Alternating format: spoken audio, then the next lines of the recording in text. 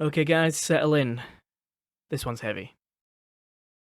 This is the Oscarthon, a show about one man on an absolutely mental mission to watch every Best Picture Oscar-nominated film ever, plus a few others thrown in along the way.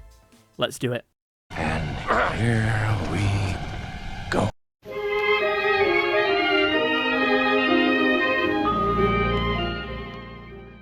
This time we're looking at the third Academy Awards, which took place only 7 months after the second, making 1930 the only year to ever have more than one ceremony. I'm only going to be focusing on 2 films this time, but as always you can find every film that I watched in the description below, because this year not only did I watch every Best Picture nominee, I also took a look at another film that many feel should have been nominated but wasn't, in the form of Anna Christie, starring Greta Garbo as a down-on-her-luck girl returning to her father after a long time away. I think every film I watched for this year, from The Big House to The Love Parade, is worth seeing, so if you do watch any of them, please let me know what you thought about them in the comments, because I will read every comment I get. While you're down there, please subscribe too. But for now, let's look at the first film for today. Disraeli is a biopic depicting British Prime Minister Benjamin Disraeli's attempt to purchase the Suez Canal whilst defending himself against the efforts of 2 spies trying to stop him. It was directed by Alfred E. Green, who was known for being a dependable but safe director. In fact, out of the many films he had a hand in, this was one of the few gems floating in a sea of meh. The screenplay was written by Julian Josephson, who, when I was looking through his filmography, I found had been given a writing credit for a Shirley Temple film called Wee Willie Winkie. And I don't know what to tell you here. Wee Willie Winkie is a nursery rhyme here in Britain, but why it's the name of a film about the British occupation of India, I don't know. And now I don't know how to segue into the next thing I want to talk about, because how do you segue from Wee Willie Winkie? Anyway, this is one of the few films from this time period that actually stands out to me because it drew me in and made me pay attention with its plot and the brilliant performance from George Arliss as Disraeli. Obviously the Academy thought the same because he picked up the Best Actor award this year. The dialogue in this film is legitimately good, especially when Disraeli is sparring with William Gladstone in the House of Commons. That's where all our politicians meet, for all you non-Brits watching. Or for the Brits who are stupid who are also watching, I don't know. And now that my honourable friend Mr. Gladstone, with his customary eloquence and tact, has expressed his customary disapproval. The issue, gentlemen, is this. Whether you are content to be a comfortable England, meeting in due course for the sad inevitable fate, or whether you will be a great country, an imperial country, a country where your sons, when they rise, will rise to paramount positions. As I said before, Green was a safe director, so nothing in this movie is groundbreaking, but it's a good story with good dialogue, and it's competently made. That all adds up to a movie that gets you invested and makes you wonder how Disraeli is going to outsmart the spies and accomplish his political goals. It's a solid movie, and Arliss deserved his award.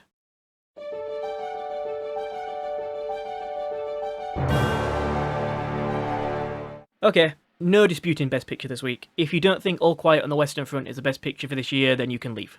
Go on, leave. Subscribe, then leave. But stay subscribed, please. Thank you.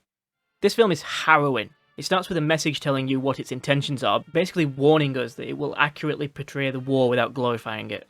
It was directed by Lewis Milestone, who you might remember from episode 1 as he directed The Racket, which was nominated for Best Picture in 1929. I could approach talking about this film in a few different ways, but I want to focus on the words of Ron Perlman. War. War never changes. The first scene opens with the people of Germany glorifying the war. They're out in the street, celebrating the return of the soldiers who gleefully march through pretending everything is fine. People talk about how great the war is going and how they've signed up and are looking forward to shipping out. We're first introduced to our main characters in a scene that unfortunately is all too familiar even today. A group of young men, boys in fact, being told by someone who they respect, an authority figure, that war will make them heroes and that they should be proud to give their lives for their country. The teacher preys upon their insecurity, their naivety, their fear and their gullibility, even going as far as to tell them that if their mothers won't let them go, then they're cowards. This was a film from 1930 about the First World War, and yet I feel like I could be describing any recruiting office in 2020. In fact, there may be a few of you sitting there thinking that this sort of language sounds familiar, like maybe you've seen it in the news recently. Because after all this time, the language hasn't changed, except now it isn't just used to recruit soldiers, it's used to recruit the public to any cause that those who use it see fit. It's called nationalism. and it's very in right now. This whole film just makes me weep for these boys. I can't even begin to imagine how the people who saw it upon release felt. Maybe it reminded them of their son rushing home beaming with pride having just signed up, or maybe the veterans of that war watched it and saw themselves in those boys, remembering how foolish they'd been to be so excited to rush into a war zone, fueled by nothing but a second-hand sense of duty and patriotism. This movie feels like a boxing match and it just doesn't stop punching you. The first wallop we get is one of the group being killed before they even get to their first post, sending out the message that no one is safe. This is war. The next is on their first mission to cut barbed wire. One of the boys is blinded by shrapnel and in his panic runs out into machine gun fire. It's Babe! It's Babe! Babe!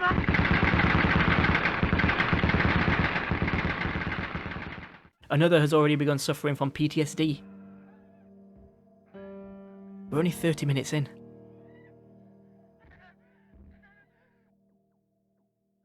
The directing and the dialogue is brilliant, and I could talk for hours about it, but that wouldn't be too exciting. It's the little things that make a film.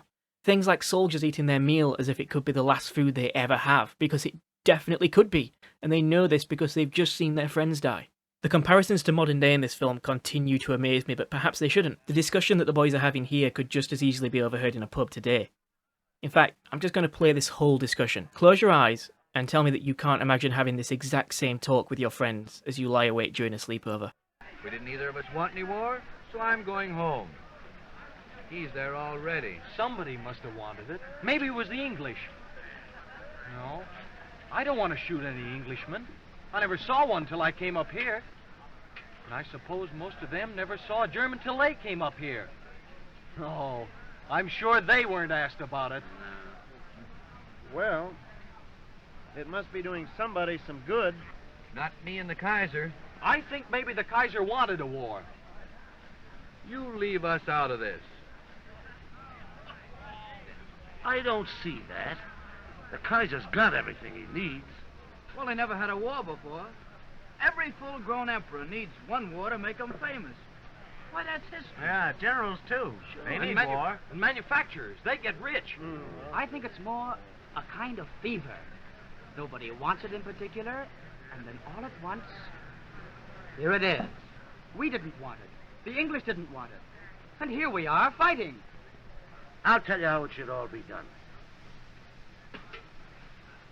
Whenever there's a big war coming on, you should rope off a big field... And sell tickets. Yeah. And on the big day, you should take all the kings and their cabinets and their generals, put them in the center dressed in their underpants, and let them fight it out with clubs.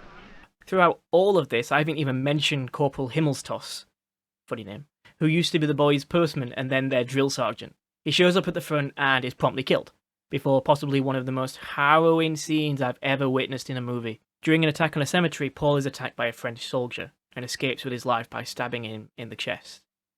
The man doesn't die right away, and Paul doesn't have the heart to finish him off, and so has to spend the night pinned down in the hall with the man he's just fatally wounded, forcing him to think about the act of taking a life, the morality of war, and how it turns people who could very well be brothers into enemies, forced to kill and maim each other on the say-so of politicians and kings. He begs the now dead man for forgiveness and cries himself to sleep.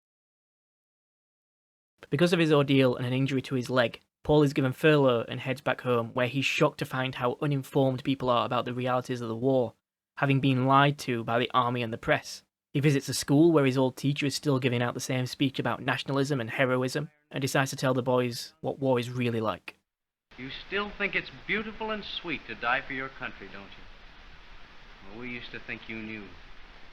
The first bombardment taught us better. It's dirty and painful to die for your country. When it comes to dying for your country, it's better not to die at all. There are millions out there dying for their countries. And what good is it? Paul! You asked me to tell them how much they're needed out there. He tells you, go out and die. Oh, but if you'll pardon me, it's easier to say go out and die than it is to do it. Coward! And it's easier to say it than to watch it happen. You're a coward!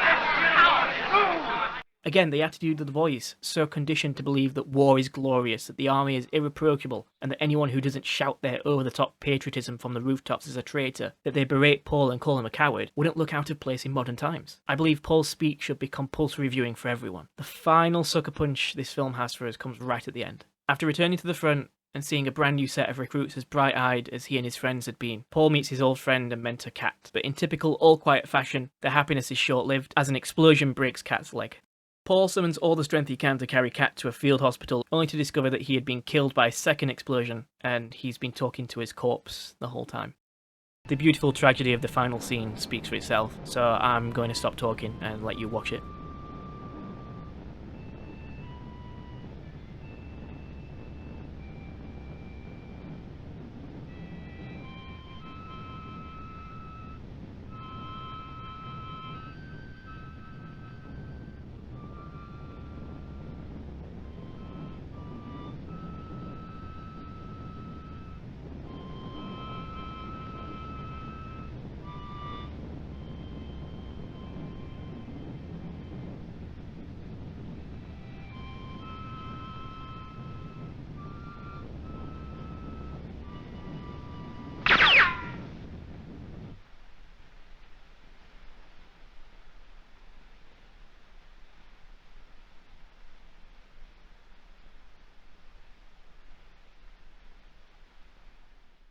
I believe this film is the first true masterpiece in filmmaking history, and the awards for Best Picture and Best Director are extremely well deserved.